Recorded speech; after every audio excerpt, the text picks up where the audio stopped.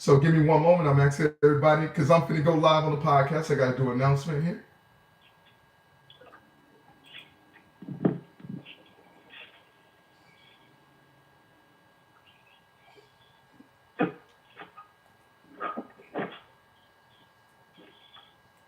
Yes, sir. It's your boy K6 at the ShakeDown Showcase Radio and Real Talk, baby. Hey, listen, I know y'all guys was tuned in to the Shakedown Hip Hop and R&B tonight with your host, Mr. Flick It Up. Yo, all local music, all we call it indie music, man. That means all independent artists nationwide. We got people sending in music from Jamaica, from England. Yo, you hearing it all here first. Man, local artists, support them as we support you. You know what I mean? Listen, tonight's episode, man, we're going to talk about it. It's about single parents, man. Once again, we're having this conversation about single parents. And let me tell you about it, man. Every day, we deal with people that are single mothers and single fathers. You know, I'm going to throw the fathers in there as well. But before we get started, I need to introduce my co-host. Y'all know who she is, Katrina Diamond. What's up, baby? Hey, everybody, what's going on? Yes, sir. Yes, sir. And we're going to get right into it. I got one of my models. She's a artist, a great singer. You guys probably heard some of her tracks on our show as well, on the hip hop. Great singer, great voice, beautiful model. Miss Wild B, say hello to the people. Hey, thank you for having me. Really, she had to do that. She really had to come out like that. Hey. Hello. And we also got my girl, Miss Tanya. What's up, girl? Hey, how's everyone? Every Listen, here's my method on taking this single parenthood, man. And I said this several times, and I don't know if we consciously choose to be single parents or do we even think of this process of single parents. Majority of the time, we come single parents at a young age, right? So in America, the statistics are that we come single parents at a young age of having children out of wedlock, right? While other countries around the world, like France, Spain, Greece, Russia, you name it, other countries are having single parents due to war, diseases, violent, or someone just passed away, and so forth. So there's the thing that I understand why in Europe they having their single parent is coming up, but over in the U.S., man, it seems like majority of us is making these choices at a young age and not understanding what it takes to be a parent or a father. Now, here's my dilemma. I think sometimes that we don't even have to be a single parent, and because people have their religious background, so they don't want to do abortion, or they have the baby and they're too attached, they don't want to put the child up for adoption, or they're gonna go ahead and force themselves are struggling and putting their child through hard times, and hopefully that they'll meet somebody in the end to help them get up out of there. I'm gonna tell you, I'm a man. I got children. My children in college, and then I have one 8-year old and whatnot. I was married for a long time, got divorced, and we decided to co-parent so my children didn't feel like they were raised in a single parent household. That's just me, for instance. But I think a lot of women force themselves to be single parent because they upset with the guy, don't know what to do, and even though the guy pissed them off, they don't want the guy to see the child. I mean, help me out, ladies. What is the reason for this? Wild B? Well, First and foremost, this is, I'm sorry. immaturity. Go ahead. That's immaturity. And it's funny, it goes in cycles. I've had so many friends where, through the pregnancy, there's drama. And, through the first few years, there's always drama, right? Right. And there's still feelings involved and everything like that. And then, as both parents mature and, hopefully it happens. It doesn't happen in every case. You start to think about just the child, me and my daughter's father, we had our issues too. We had our little drama, but our stuff ended, probably after a year or so.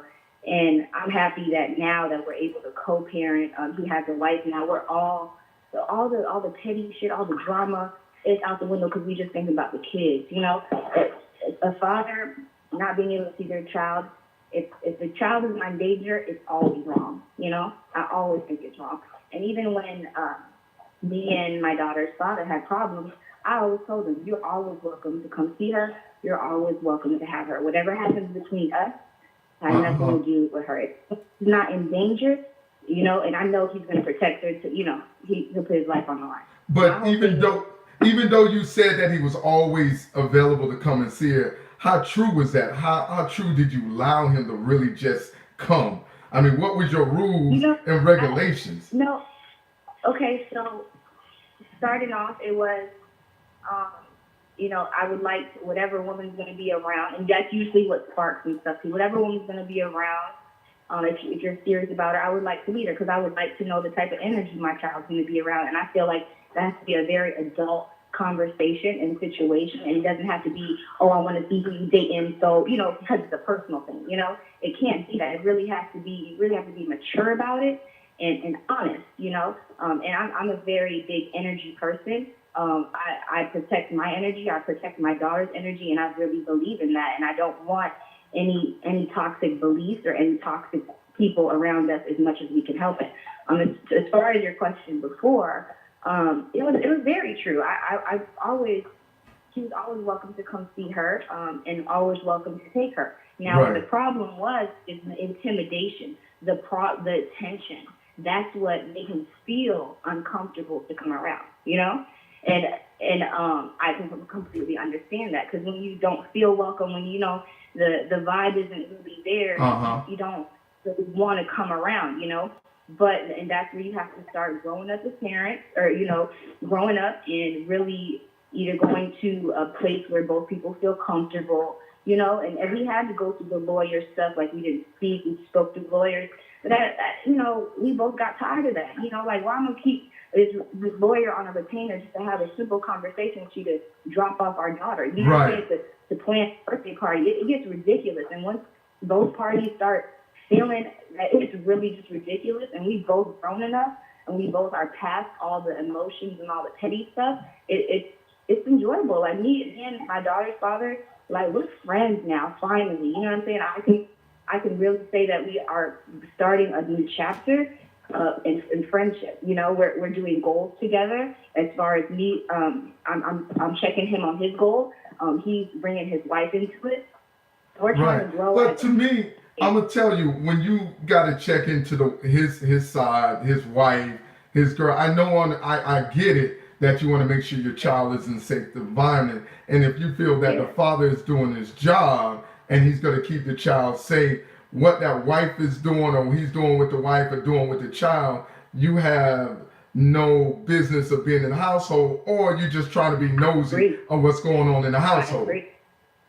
I agree. And the law also says it, because like I said, we went through the whole lawyer stuff too. But I feel like once we're at a civil place, I feel like, what's the problem with that? Like, no, I don't have a right, but at the same time, I would want him to feel comfortable with who I have around, So it comes down to what situation you have. I feel like it comes to pettiness. And as far as where we all want to grow together as a family, and it takes time to do that. If we both in the dark about each other, how are we all going to grow as a family? And it just depends on the dynamic of your relationship. But I can only speak on the relationship that I have with. I'm gonna get Tony to jump in here for a minute. What was your process of it? And I know you do a lot of different things as well. How did you deal with it, or was the father even around? Who are you talking to? Tony. Tanya. Not Tony. Tanya. Okay. Well, the conversation is kind of a lot of things have been discussed. You initially started off about talking about single parenting, and I wanted to say, because we went into a lot of different areas, which is good. Like, we're so diverse. I think overall women are more emotional than men. That's off rip. Do you guys really believe that though? Do you really believe that? I think if a woman in general doesn't think that she's more emotional than the men that she's been involved in her life, I think she probably should look closer at herself, or she may be in denial. I think naturally we're more emotional than men because we are the ones that supply the earth. We are motherhood. We bring children into this world. We're protectors, providers, nationally, or whatever. Right. We are more emotional than men. Men are able to drop off a deposit and keep it moving. Whereas more times than others, the women are the backbone and are the ones that, are there. And mama's baby got his maybe. It wasn't just a song, it's real. Right. I mean, as far as what I saw when I grew up. So when going back to how, the conversation started, I got married at 22. Of course I didn't, want to be a single parent. Who does? I don't think many of us go into any kind of situation saying, I want to have a baby alone. I mean, you got some people that are crazy like that. It's a lot of women out there crazy. You're absolutely crazy, but I'm speaking for the average. Okay. Just the average person. You can think of a million woulda, coulda, shoulda, and maybe type of people, but just in general, I got married at 22. My daughter, I married her father. She was 9 months old when I got married or whatever. And it took me to eventually get separated and for the marriage to not work, to realize that I only got married because you had a child. I didn't want to be a single parent. Oh, man. And I didn't want my daughter to grow up the way that I grew up. So you got married, even though you felt that this guy may not been right for you, regardless of that. I didn't care. At the age of 22, I didn't care. I know with my father not being there for me, I know how it affected me, and all I cared about was that not affecting my daughter that way. So love didn't matter at the time. Right. Security didn't matter at the time. All I cared about as a mother and the provider and the protector, all I cared about was my daughter having her father. Right. And I felt that marrying him was how I was going to secure that. Well, I was 22. I was young and dumb. I'll be 45 years old this year. You know what I'm saying? So, of course, I look at things differently. But I don't think most women go into the situation planning and hoping to be a single parent. Right. I think if we, we make these adult decisions but don't think about the aftermath in adult ways. Most of us are not adults when we make the decision. I don't care how old you are. Age is not even the factor. That's just like people who stay at home and their parents baby them all through their lives, and then at 35, they finally get out into the world and find out that they don't have what it takes to make it. Right. Too late. Right. You know what I'm saying? So, right. I mean, it's the same thing to me. And I have to totally agree with you because I was a single parent early on. I had my first child at 16. So I was still a child myself. 2 years later, I had another baby at 18, okay, in high school, so when I met my last 2 kids' father, I wasn't, you know how you think that you're in love with someone? I knew I loved him, you know what I'm saying? But, now I'm pregnant with my third child, and all I hear is, you got 3, you on your third child. You're not married to your dad. You're not. And see, I got my parents in one ear saying, you know what? You and I was, 21. You got 3 kids. You're not married. You didn't get married. Was he or I ready to be married? No. But because of, okay, I need to be stable here. Okay? I'm on my third child, 3 baby daddies. You know what I'm saying? I need to get stable. I need to be still, okay? Be with this man. I'm carrying this child. So I married someone when red flag was there before I got married, you know what I'm saying? And I had 2 kids from him, you know, and trying to make something work because of children. Mm. So I can totally agree with what you're saying. So tell me this. Here's another question that I have with all of this, and understand that everybody had kids at a young age. So it sounds like, do you believe that your father not playing a role in your life, or did he play a role in your life for you to make the decision? If he played more role, a bigger part in your life, that you would make these decisions? Well, I would have to say, my father raised me. I lived with my father. You know what I'm saying? Me and my brothers, we lived with my father. My father raised us. After he and my mother, you know, divorced, he raised me and my brothers. We continued to travel with him in the military. So, but I think I don't, you know, sometimes it's like my deal when I got pregnant, you know, I felt as if I finally have something to love me. Right. I finally have someone that will love me. You know what I'm saying? Right. And me having my baby was something that, you know, okay, not saying that, you know what I'm saying, that, you know, I wasn't getting love, but I wasn't feeling the love, you know, from my parents or, you know what I'm saying, grandparents. I wasn't feeling the love. So me having a baby, I feel like, wow, I have someone to love me.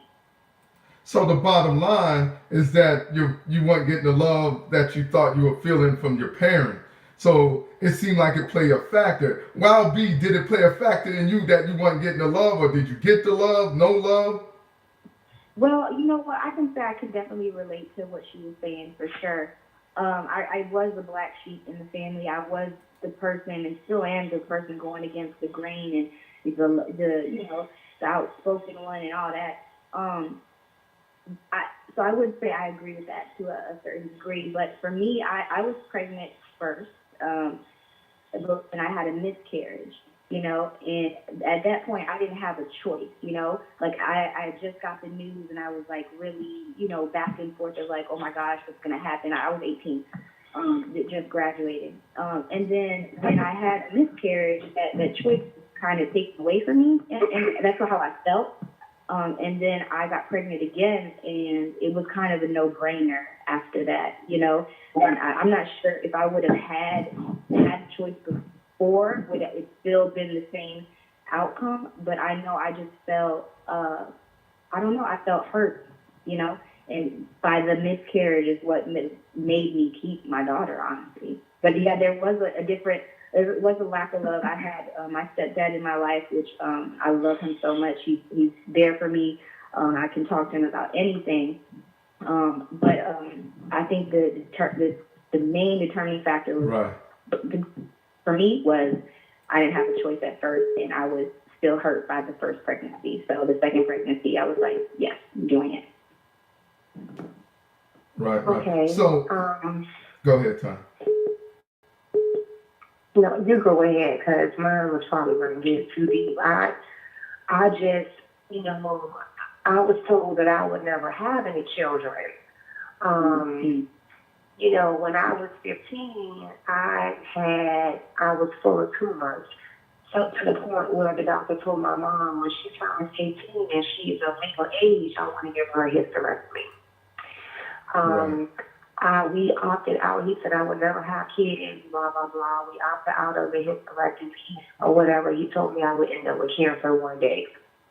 I ended up getting pregnant, and he said, yes, you're pregnant, but you would never have a baby. You know, I have Wow. 2 children now.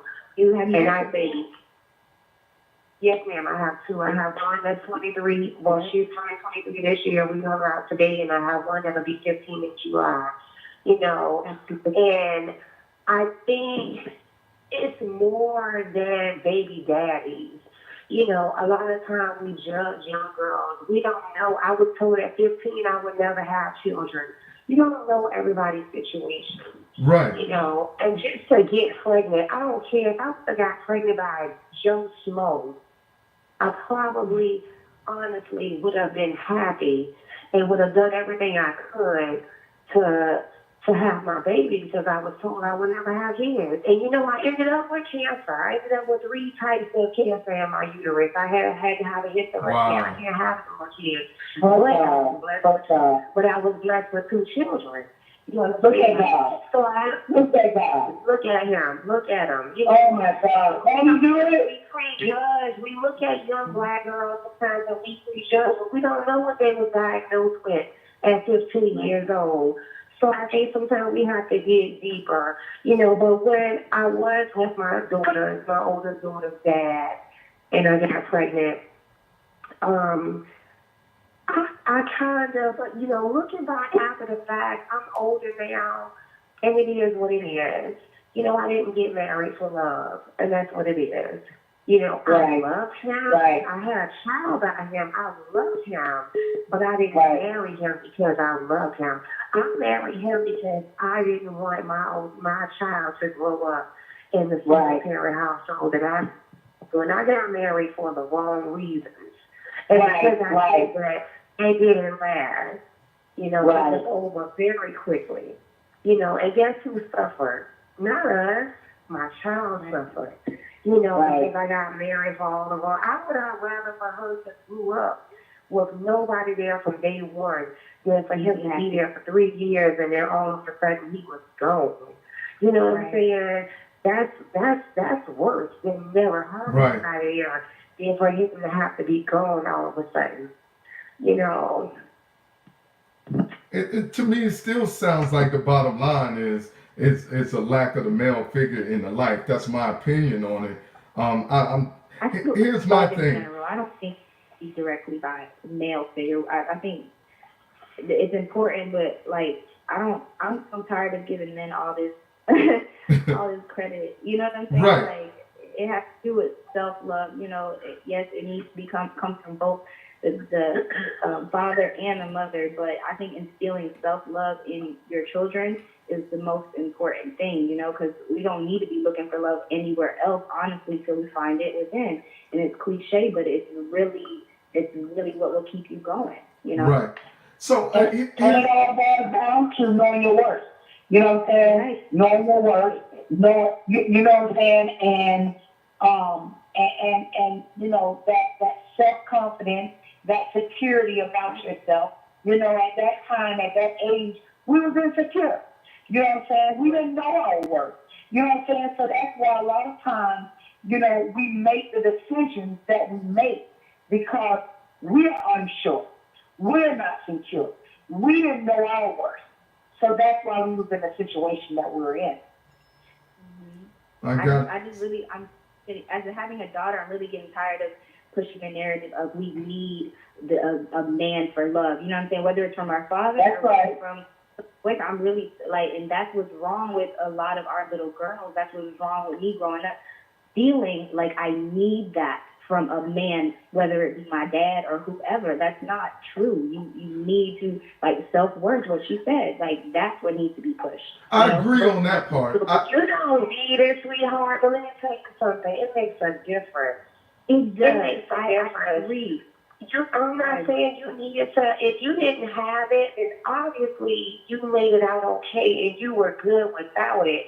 And I'm not saying you absolutely need it, but you're not going to sit here and tell me, because I've been through that, you're not going to tell me it wouldn't have made a difference for him to No, be I'm there. not saying that at all. I'm not saying that at all. I just feel like it just But feels you are like it's perfectly capable of making it and being okay and being good without it. Because I'm fine. Yes. But, I feel like that lack of that relationship has affected me in every aspect of my life. Beginning And with every the aspect. relationship with Yes. men. It Yes. starts from your father. That's right. And it has affected me. And any woman that says their father not being there has not affected them in their personal life, they are a liar. Or they're in That's right. denial. I'm gonna tell you That's this. right. So I'm gonna interrupt you guys because I'm gonna tell you this and just give you a little experience. And Katrina Diamond probably tell you a little bit now. I have 3 grown kids. All my children are in college and graduating. One has graduated, one's graduating now. I got my oldest child is my daughter who's 23. I got a 21-year-old, a 20-year-old. All my kids 22. 22, I yeah. have a 22-year-old as well. All Yes, right. ma'am. But with my daughter, and I communicate with my boys constantly too, but my daughter, I talk to her every day. And I instill in her that how much I love her and what she needs to be focused on in life. And I would just call her out of the blue and she'll call me.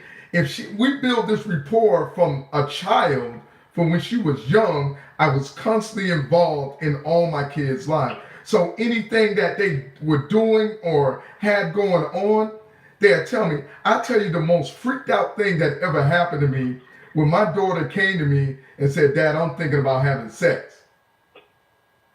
But I was so proud of myself and her to even come to me before she even said it. Before she just went out and did it. You get what I'm saying? So we had this whole drawn out conversation. Why did you think blah blah blah? Oh, I love him so much. I think we're gonna be together. I said, I don't think so. But I didn't push, totally say don't do it. I just gave her options. This is what can happen.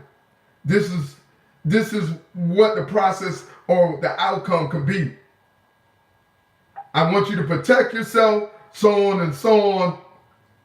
But I talk, and we constantly have these conversations about sex or about boys, about love.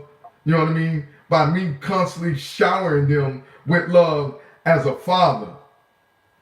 And I think as time went on, she's 23 now, that she chose to take care of her career first before even getting married, before having children, and so forth. And also my boys are doing the same exact thing. One of them actually broke up with a girl because he wanted to focus on his career. So I think, and like back to what you guys are saying, a father being involved continuously and constantly in a child's life makes a huge difference on what decisions they make in life. Right. You know what I mean?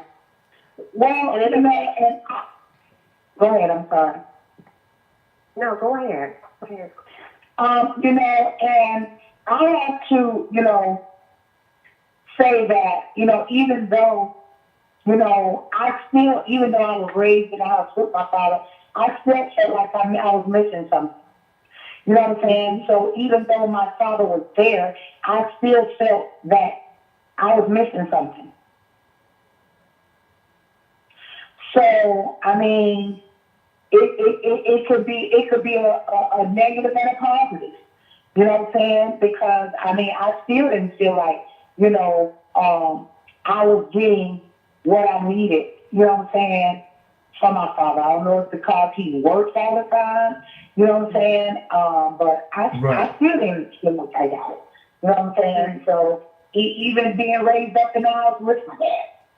Mm-hmm.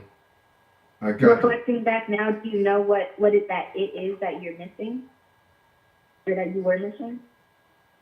Well, that's a good question. I mean, the I guess, like I was in sports, you know what I'm saying? Just having them there, watching me, you know what I'm saying, run track or playing basketball, just, attending PTA meetings, being Right. concerned about, you know what I'm saying? Like, I didn't get that. We had a roof on our head, we had food, but, all the extra, I just felt like I was missing something. And with that, Do you feel like that affected your, how you, is that all you expected from the opposite sex? Do you feel like that's all you expected was the bare minimum, or just, do you feel like that made you the type of person that would be satisfied with just having a provider, other than, rather than someone who was providing and being emotionally attached to you at the same time? How some people are just there and they do a good job, you're taken care of, but they're just there, you know what I'm saying? That's how exactly was. Like with my second marriage, she was a good provider. We didn't want for anything, but it's like that's it. Right. Some You know what I'm men, saying? some men don't know how to love. All they know is how to provide. You get what I'm saying? Yeah, And I mean, Boys aren't taught how to love. That's true. That's true. yeah, and exactly. You know what I'm saying? So, and I felt like, it's like, dang, why am I attracting the same stuff? That's what I'm trying to figure out too. well, You know what I'm saying? listen. Why am I attracting the same? So I mean, that was that comfort. I want to feel that emotional connection. That what I'm saying. That something that I've never gotten. So. Listen, there's like I had Dr. Davis, who was a relationship doctor on the show before, and he made a good point. We had to reevaluate ourselves before we can even intend to love any other individuals, and we don't take the time to figure ourselves out. And then when it comes into a relationship part of following those steps or courting an individual, and then from courting going to dating, and then from dating to hopefully engage and then a marriage. But it seems like that on both sides, men and women get impatient and don't want to take the time to court somebody to determine if that individual is for it. And when I mean courting, you got to court this individual and not fundicate with him. You get what I'm saying? Mm-hmm. Right. And find out if they emotionally is bonded with your emotions. You got to have that balance of emotion. If you get a guy that you both emotional, you guys watching with Gone with the Wind and both of y'all crying, that's a problem. Or y'all both watching that alien movie and both of y'all testosterone is hype, you know what I mean? There's a problem. There needs to be a balance in there where you balance each other from your past to your present. But when you're a woman that's subconsciously seeking for that, that's when you run into the problem. A lot of women, they're subconsciously seeking for that because they never had it. So it's easy to say that. But until you're that emotional woman that didn't have her father, and that deep down subconsciously, she don't even know. But subconsciously, that's what she's looking for and seeking for. You got to put yourself in her shoes. Right, but that's what I'm saying. The first thing you need to recognize that you need that understanding from the beginning to get help to understand where you at in life mentally, with love, before you can even go anywhere. And I don't think it's subconscious. I think it's a conscious effort on the outside of flesh thinking, because the subconscious mind is what I think people think more spiritually with. Like people in the church. You know what I mean? God is gonna send me my what's his name? Bad, or I'm bad with the Bible verses, but it's so fun. But y'all know what I'm saying. You know what I mean? Okay, let me ask you something then. Can I ask you something? Yes. So I felt for a long time I need to make sure that I'm where I want to be career-wise, emotionally, all that stuff, and work. I need to work on myself. And then I got to a really lonely place, and I'm like, no, I don't want to be 100% when I find the right. I want to grow with somebody. So, Exactly. you know, and at that point, like right now, I'm kind of back and forth on it because I would love to grow with someone, and I know I'm always going to be a work in progress. So, at what point do you say, okay, I worked enough on me to be with somebody? Like that's always you're always gonna be evolving. So who's to say when is the right time? When you stop You know? when you stop questioning yourself, when you stop asking those questions, am I good enough? Am I okay? Am I right? You should be in that now of saying that I'm ready. I'm good. Right. I understand what I want in life, and I want that other individual to come in and grow with me. There is no such thing as stable growth. You constantly grow no matter in what you do in life. No matter if it's a job, it's a career, as time goes on, you continually grow. So even though you don't work on yourself, and let's say you worked on it at 100%, that's great. That's the best thing you can do because now 100%, you can make sure what you want in life that they're going to grow with you even more. Right. I agree. And a person that's not willing to grow with you doesn't deserve to be with you anyway. Mm.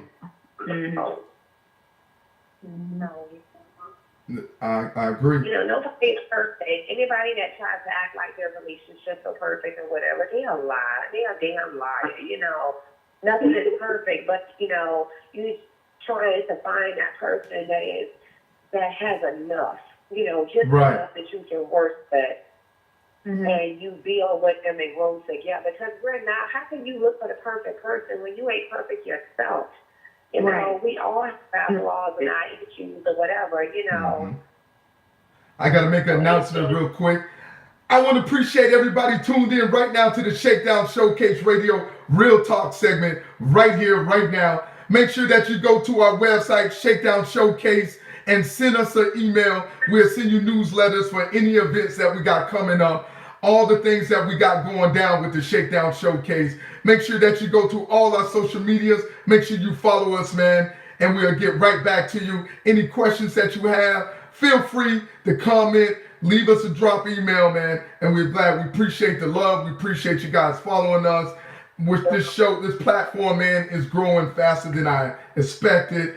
And tonight we're talking about single parenthood. We got special guest, Miss Wild B, special guest, Tanya. I like to call her Black Cotton because that's the name of her business, Black Cotton. I like the way she had that, Miss Black Cotton. And then my co-host, Katrina Diamond. Listen, we're going to wrap this up. I know this is a great topic. I know we want to get into this a little bit more, but man, I want to leave it right where it's at right now. Have everybody to contemplate, think on it. You know what I mean?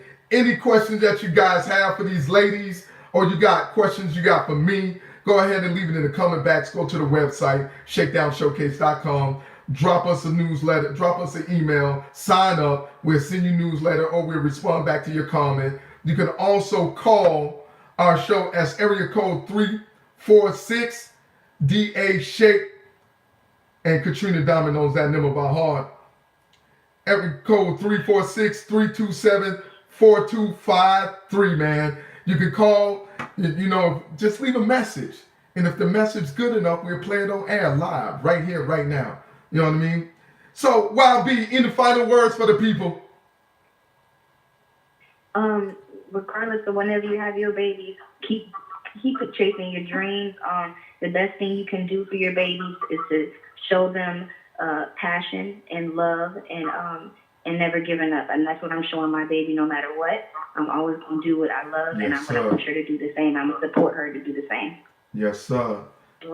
And Miss Black Cotton, what you got to say for the people? I know you got something good to say.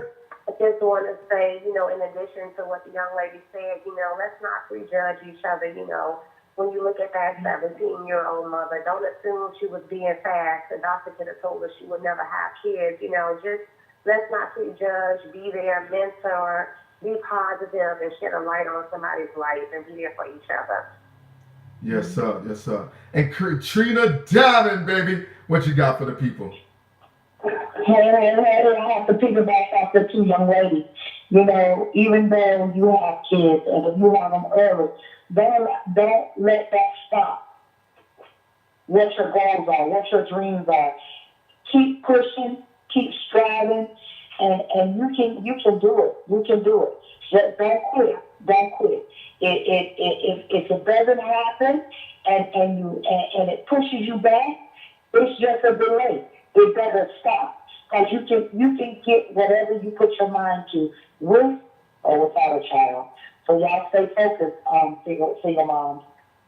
Yes, sir. And look, and here's my thing, right? To the boys, to the girls, if you guys do decide to make a decision like that, to lay down with each other, even if you have the inclination that you feel that you're in love or puppy love or whatever, man, protect yourself. You know what I mean? Strap yourself up, young men. You know what I mean? Or before you even do it, find somebody that you can talk to so they can give you some type of advice. I'm talking about an adult. If it ain't your mama, it ain't your daddy, find your favorite uncle, your favorite auntie, Uncle Pete, find Uncle Joe under the tree. Because I'm telling you, sometimes that wino under the tree, that wino will give you the best education of your life. Tell you what not to do. Yeah, my point. And then you look at his life. And also, man, you do not want to pay child support and alimony like I did. Look, it's expensive. It's cheaper to keep her. For real, though. You know what I mean? That's why I went back twice. I want my money back. Yes, sir. Listen, let's continue our show, man. We're going to come back to this topic. I'm hoping that I can invite the ladies back. Ladies, would y'all come back if I invite you back? Of course. Yes, sir. Yes, sir. So y'all know how I say this, man. Motivate yourself to inspire others to inspire yourself. Right here at the ShakeDown. It's the ShakeDown, baby. Peace and blessings. Yes, sir. ShakeDown. So this is ShakeDown. We continue this. Appreciate everybody on YouTube watching us. You know what I mean? We're going to keep updating you guys. Leave comments. Any questions you have, go ahead and leave the comment. I appreciate the support. The team members appreciate the support. And what's coming up next, late night hip hop, local artists, indie artists at midnight. We like to do late night jams, man. We're going to jam with some artists. Also pay attention to my special guest, Wild B, great artist, man. Check out her video, man. That her video made it the video of the week on the ShakeDownShowcase.com website. That will go up.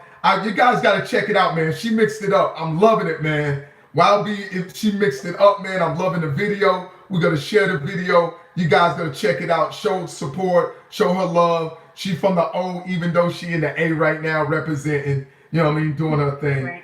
Also, you know, pay attention to Miss Black Cotton. You can go to her Instagram on the Black Cotton. I see y'all links about that. Y'all can see what she does. She does venues. She does help put together parties. She got bartenders. You know, she does a thing when it comes to hosting and throwing something together, man. She's the party animal. She know how to do it right. Ain't that right, Tanya? Yes, sir. You already know. Yes, I need to sir. go party with her. So I appreciate y'all in YouTube.